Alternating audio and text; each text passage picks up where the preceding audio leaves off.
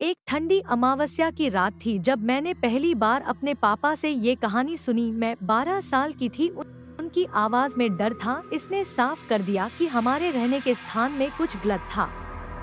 हमारे घर का एरिया केवल अपराधियों के कारण नहीं, बल्कि उस अंधकार के लिए भी प्रसिद्ध था। इस जगह के बारे में 30 साल से भी ज्यादा समय से अफवाहें फैली हुई थी और एक कहानी, एक शाप था जिसके बारे में सभी बातें करते थे। हमारे घर के पीछे दलदल के किनारे एक पुराना मंदिर खड़ा था। इसकी टूटी फूटी पत्थर की दीवारें जो समय के साथ भुला दी गई थी, भयावह धरोहर की तरह खड़ी थी।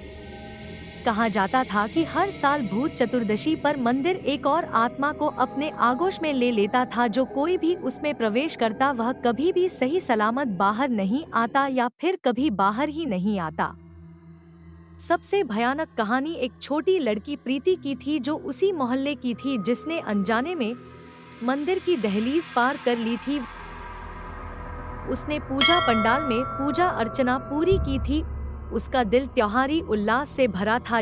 जैसे ही वह घर वापस जा रही थी, उसने मंदिर के मुख्य द्वार के पार एक शैडो देखी। उसकी एक दोस्त प्रीति ने आवाज लगाई, पूछा वह वहाँ क्या कर रही थी। उसकी दोस्त घबराई हुई दिख रही थी, ने बताया कि उसने अपनी पसंदीदा हेयरपिन खो दी थी। प्रीति मंदिर के पास गई और मेन गेट को खोला। भारी लोहे की दरवाजा चरचरा कर खुला। चांद ऊपर था। चारों ओर एक अजीब सी रोशनी फैली हुई थी, लेकिन उसने इसका कोई खास ध्यान नहीं दिया। वो खोजने लगे, लेकिन कुछ मिनटों बाद उसे कुछ गड़बड़ सा लगा। उसकी दोस्त गायब हो गई थी, जैसे वह वहाँ थी ही नहीं। प्रीति चिल्लाई, लेकिन कोई जवाब नहीं मिला। घबराहट बढ़ी और उसे महसूस हुआ कि वह अकेली है। अंधेरे में घिरी हुई वो फिर से गेट की तरफ मुड़ी, लेकिन वह बंद था। एकमात्र दूसरा रास्ता दलदल की ओर जाता था, एक रास्ता जो इतना अंधेरा था कि ऐसा लगता था कि रात खुद उसे निगल रही है। हवा में सड़न की बदबू फैली थी। हवा और कीड़ों की आवाज सुनाई दे रही थी। प्रीति का दिल तेजी से धड़कने लगा। फिर उसे एक हल्की सी आवाज सुनाई दी, धीरे धीरे बढ़ती हुई गुनगुनाहट जो पहले दूर से सुनाई दे रही थी, अब पास आती जा रही थी।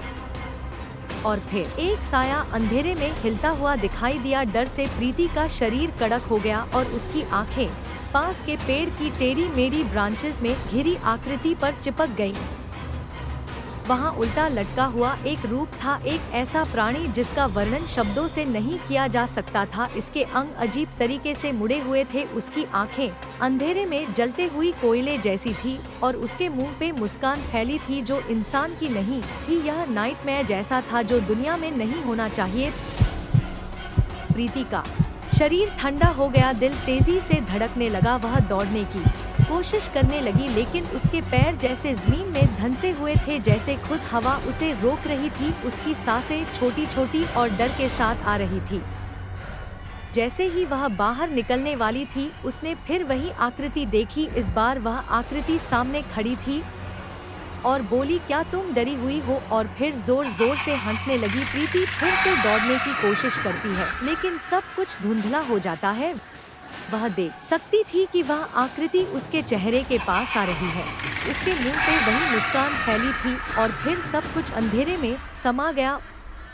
उसके माता पिता जो घंटों से इंतजार कर रहे थे, रात के अंधेरे में अपनी बेटी को ढूंढने के लिए बाहर निकल पड़े। पूरा मोहल्ला चिंतित था, लेकिन कोई उसे नहीं ढूंढ पाया। वह बस गायब हो गई थी। उन्होंने मंदिर के बाहर की भी तलाशी ली, लेकिन उसका कोई निशान नहीं मिला। अगली सुबह उसकी बॉडी मंदिर के मेन गेट के पास मिली। उसका चेहरा डर से विकृत था। उसका चेहरा व्हाइट और बॉडी निर्जीव थी। उसकी त्वचा पर खरोंचे थी और उसकी आंखें आतंक से पूरी खुली हुई थी। उसके चेहरे पर खरोंचे इतनी गहरी थी कि ऐसा लगता था जैसे किसी ने अपनी पंजों से उसकी स्किन को खींच लिया हो। उसका शरीर बुरी तरह कांप रहा था, जैसे उसने खुद नरक के गहरी को देख लिया हो। उसे जल्दी से डॉक्टर के पास ले जाया गया। उसकी आवाज खो गई थी, रात के डार्कनेस में समाहित हो गई थी। वह अब कोई आवाज नहीं निकाल सकती थी सिवाय चीखों के जो हर रात आती थी। हर शाम प्रीति पसीने से भीगी हुई उठती, उसका शरीर कांपता जैसे वह फिर से उस भयानक सपने को जी रही हो। वही ठंडी पकड़ महसूस कर रही हो जो उल्टे लटकी उस आकृति की थी। और यह यही नहीं रुका, साल दर साल जो लोग भी उस मंदिर के पास जाने की हिम्मत करते वे गायब हो जाते। दुर्घटनाएं, अनहोनी मौतें, यह सब उस शापित जगह के आसपास ही हुआ करता था। कोई भी सुरक्षित नहीं था। ऐसा लगता था जैसे मंदिर खुद हर साल एक कीमत मांगता हो और कोई भी उसकी क्रूरता से बच नहीं सकता था। पड़ोस के लोग उस स्थान से बचने लगे थे, लेकिन उस मंदिर की काली यादें सब पर छाई हुई थी। हर साल भूत चतुर्दशी पर मंदिर इंतजार करता है, शाप फिर से जागता है, अपनी कीमत वसूलने के लिए तैयार। और जैसे जैसे दिन काले होते जाते हैं और चांद नजदीक आता है, हम सभी सोचते हैं अगला कौन होगा।